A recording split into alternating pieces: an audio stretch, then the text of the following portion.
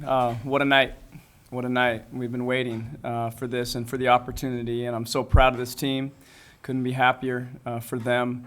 So impressed by St. Bonaventure. I haven't slept in the last couple nights because of this team and trying to figure out how to stop a team that's so non-traditional, so well-coached, and so disciplined. The way that they play is going to give any team trouble any night. And I know we had a height advantage. That impacted some things, certainly, but I thought they did a great job countering that in the way they played. And we had to work and grind for everything, and we finally found a rhythm in the third quarter. Obviously I love the energy we played with defensively all night, but that third quarter was special, where we put things together. And finally, I thought, Rhonda did a great job running this tournament this weekend, and, I don't know what you say about our crowd. I don't know if you find what we just came from anywhere. Just a fan base where it's almost like just this love affair between them and our team and them, and it's just this special relationship that has developed over the last 6 years. And they've been with us every step of the way, and then today they came out in style on the biggest stage, and our team responded, and it was just the perfect send-off for these seniors, the true senior night. That was in my head. I didn't want it to be, but that was in my head, during introductions tonight. We didn't talk about it at all because senior night's over, but knowing this was the last time to slap that hand in Gill as those kids were running out on the court, they deserve it, and that's the real thing. They deserve. I was asked, what's different between this team and this year and last year and the year before and all that, and it's the natural progression. This team has earned it through experience, overcoming, through resilience. They're just an incredible story, and they're great examples to everyone, and our fan base has learned that, and now more people are getting to learn that, and I'm excited for them that they get to continue for all of us. They're absolute dream to be around, and I'm just very grateful that we get to keep going, and so happy and proud of them for all they've given to us, and excited that we get to continue it. Thank you, Coach. The student athletes we have with us this evening: Jamie Weisner finished with 23 points in 30 minutes, and Sydney Wiese 8 points, 6 rebounds, 6 assists in 33 minutes. Questions for our student athletes? For both of you, as Scott just talked about the third quarter obviously being the huge momentum swing. What do you think the difference was just coming out of halftime strong and then just really kind of putting the hammer down? I think once again Jamie set the tone by hitting that shot right off the bat, and then we started rolling from there. I think we went on like a 6-0 run or something. I don't know what it was, but we scored points, and then they were forced to call a timeout to try and stop the momentum. But I think that really set the tone for us, and then we continued to get stops defensively as well as getting rebounds. I think that Ruth and Devin did an awesome job controlling the defensive boards, and then we were able to take care of the ball and get into a rhythm in the third quarter and then continue that into the fourth. Jamie, last game you said, "Hey, I'll be back. This is just one game. Can't judge a career or a season by one game." You came back and played pretty well. Were you pretty determined tonight to really make a difference? Yeah, I think so. I was just pretty focused before the game, and just did what my team needed me to do. And I came out kind of a rocky start, but just kept pushing through it, and try to get to the basket. And then from there, my shots started falling. Jamie, can you just talk me through the emotions, the difference from last year and to this year, and what it means for you guys as a team to get to the Sweet 16 and to continue to build off of what you guys came here to do? Yeah, it feels a lot better this year for sure. I think last year at this time I was in the locker room crying. Just it was over, and I think this year we're determined to reach our full potential, and we're not going to stop until that's reached. And so, it feels a lot better to be in this position and to make it to the Sweet 16. This still hasn't really settled in yet, but I'm just blessed and proud of this team.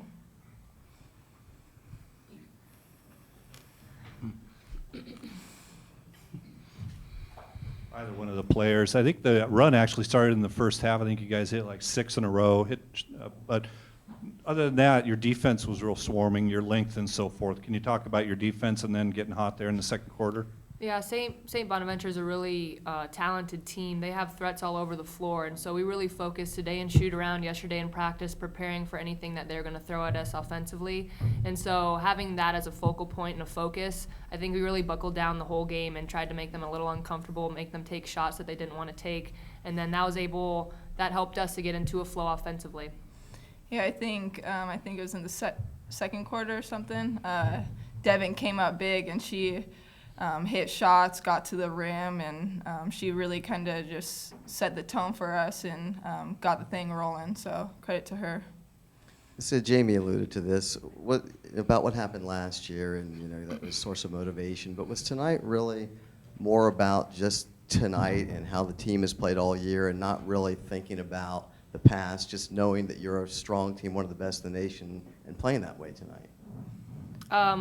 Yeah, before the game, and even like this whole year, we haven't really discussed the Gonzaga game. I think it's been an unsaid thing. We haven't really, talked about it, but we know we didn't want it to feel that again. And so we were focused on what we had to do today. We didn't focus on the past, but what we had to do going forward in order to get this victory. And so, taking that floor one last time with these seniors, all the emotions from last year faded away, and we were just trying to do whatever it took in order to get on to the next round.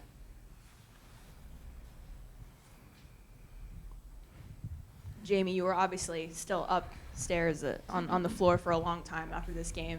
This obviously was your last game on this floor. Just what did the post-game scene, celebrating with your teammates, celebrating with fans, just what was that like for you? Amazing. I mean, I went to just say hi to my parents, and I got swarmed by people, and people giving me made T-shirts and little crafts and stuff. And so, Yeah, what is that? a homemade T-shirt and a thing that says "Be a Champion" from like a 6-year-old little boy. And so, Jamie's a stud. I mean, great shirt, spray painted and everything. It fits me. Just to finish this season out here like that, I don't know how many people were there, but felt like the most ever I've played in front of, and it was hot in there, it was loud, and these fans have been behind us this whole season, and even my whole career, and just to go out like that was incredible, and it was nice. Anything else for our student athlete, Gina? Sid, where'd you learn those dance moves? Coach Rueck. Absolutely not. I've never seen him dance a day in his life. He will. Some things are just point guard specific.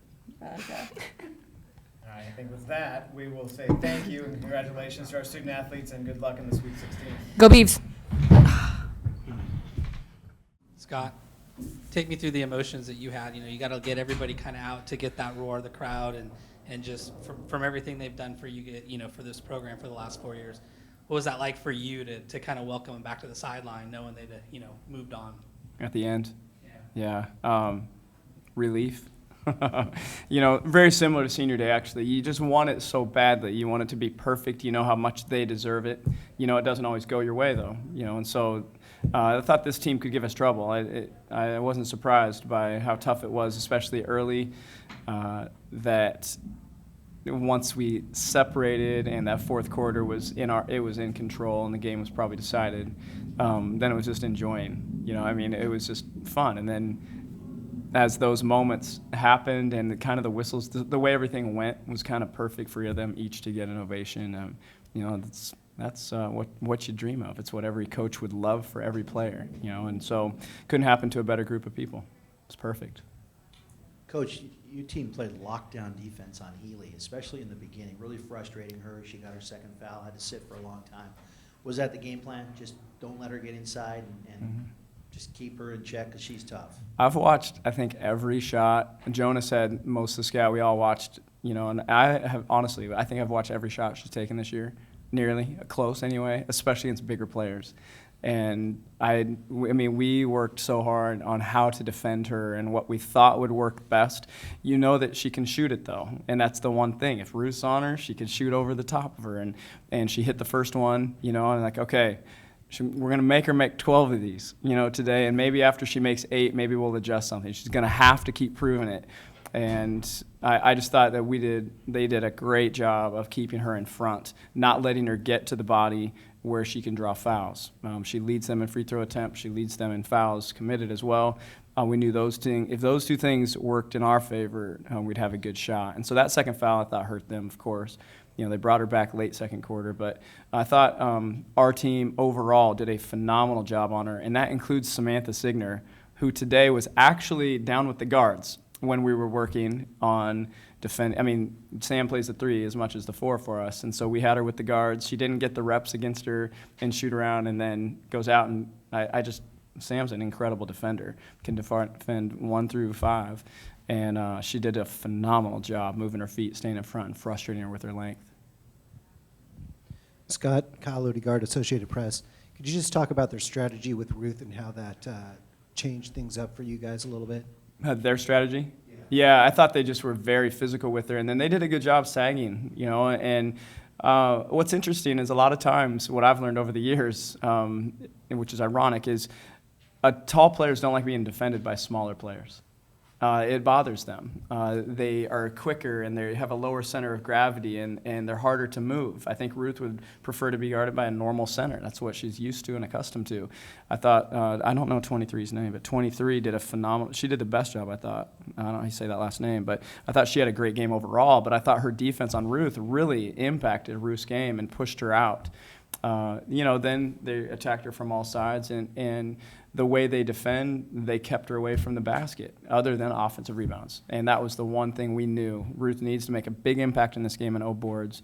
We thought we could get her there in a few other ways, but I thought they're just a really good defensive team, and they kept her away from the basket a majority of the game. How much smoother does your offense go with Jamie in? I know that you had a lot of subs, and it's okay because you had control of the game. Mm-hmm. But it kind of got choppy. What do you think? I agree. We had a couple choppy stretches. I think you have to give them credit for that. Nothing was easy. I thought we could have moved the ball a little more crisp than we did today. I thought it stuck, especially in the first half, where there wasn't that flow. It's really nice though when the ball goes down. That's the thing. Sid obviously didn't have a great shooting game today. Everything else was great. No turnovers, 6 assists. But I felt like we missed some easy looks in the first half that I think our team overall normally makes, inside and out. I thought that would have helped things feel better, but Jamie commands so much attention and has the ability, to stretch the defense and take help side away. Her presence is enormous. It's very similar to Ruth's presence in how much it dictates what a defense does. The third quarter, especially coming out right out of the gate, has been pretty big for you guys. It's like all season, really. Anything specific said in the locker room at halftime? What do you remember the mood kind of being like just after that? Business. That's what this team is. It's business. By the time we get in there as coaches, I don't know if I need to say anything anymore, really. It's just to maybe refocus them or tell them, hey, this is 1 or 2 or 3 things we're going to try this half that we think we can get. They are so mature and so dialed as a group that, which is what we've been waiting for. We talk about culture all the time, and our culture is that, where they take ownership, and they're suggesting things, and we're asking them, what does it feel? What do you think, and what do you see? And so by the time I got in there, it wasn't real emotional. It was just very business. Okay, this is what we've got to do. So we talked about the fact that they feel like they're in it. This team's going nowhere. This team, unless you put them somewhere, they're going nowhere.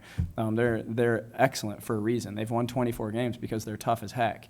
And so that we needed to come out and own the first 5 minutes. And this team defensively, there was a period during their evolution as a group, last year especially, where we would relax coming out, and our defense was not what it was at other stretches of the game to start the second half.